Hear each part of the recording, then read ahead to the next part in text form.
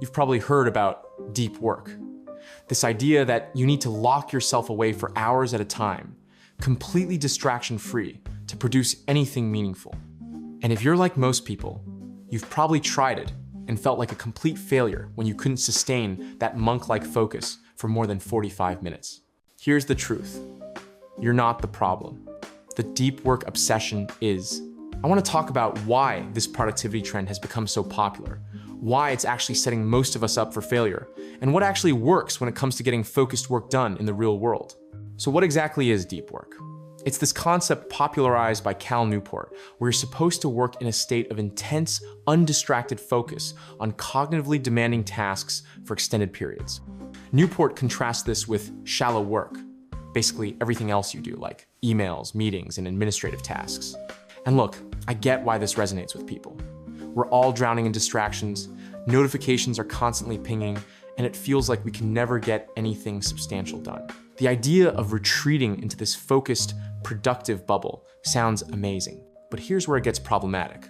Newport's book is filled with examples of people who achieved greatness through deep work. And they're almost exclusively people who had the luxury of disappearing for weeks at a time. Who was handling all their everyday responsibilities while they were off doing their deep work? The answer is usually support staff, assistants, or in many cases, their spouse. This is the first major problem with deep work ideology. It assumes you have the privilege to ignore all the shallow work in your life. But for most of us, that shallow work isn't optional. Those emails you're supposed to ignore, they're from your boss, your clients, your team members who need answers. Those meetings you're supposed to decline, they're where actual decisions get made. But there's even a bigger problem. The science doesn't actually support the idea that longer periods of focus automatically yield better results. A classic study looked at 200 researchers and found something fascinating. Productivity peaked when scientists worked about 10 to 20 hours per week of intense, focused work, then dropped off sharply beyond 30 hours. The researchers working 60-hour weeks were actually the least productive of all. Modern neuroscience backs this up. Our capacity for intense concentration is limited. It's a finite mental resource that fatigues with overuse. Elite performers across fields typically cap their deliberate practice at around 3 to 4 hours per day before mental exhaustion sets in. So when you can't maintain peak focus for 8 hours straight, that's not a personal failing, that's your brain operating exactly as it's designed to. Here's what actually works based on research rather than romantic notions about productivity.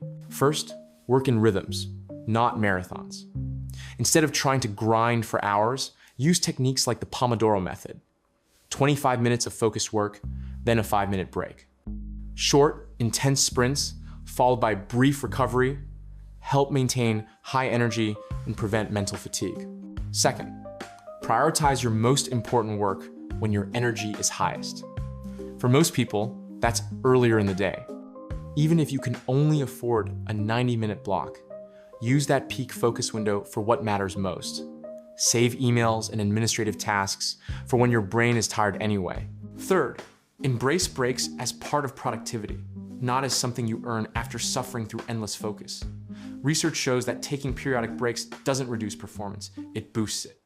Your brain consolidates memories and makes connections during rest periods. Fourth, adjust your expectations. If you consistently get 2 to 4 hours of real focused work done per day, that's excellent. It aligns with what decades of great thinkers actually achieved. Don't beat yourself up for not maintaining perfect concentration beyond that. The deep work movement got one thing right. Reducing unnecessary distractions is valuable, but it goes too far in portraying monastic isolation as the only path to meaningful work. The reality is that sustainable productivity comes from working with your brain's natural rhythms, not against them. It comes from being strategic about when and how you focus, not from forcing yourself into an unrealistic ideal that most jobs and lives simply don't accommodate. So stop feeling inadequate because you can't live up to some productivity guru's fantasy. Start working smarter, not longer, and give yourself permission to be human. Your focus has limits, and that's not a bug, it's a feature.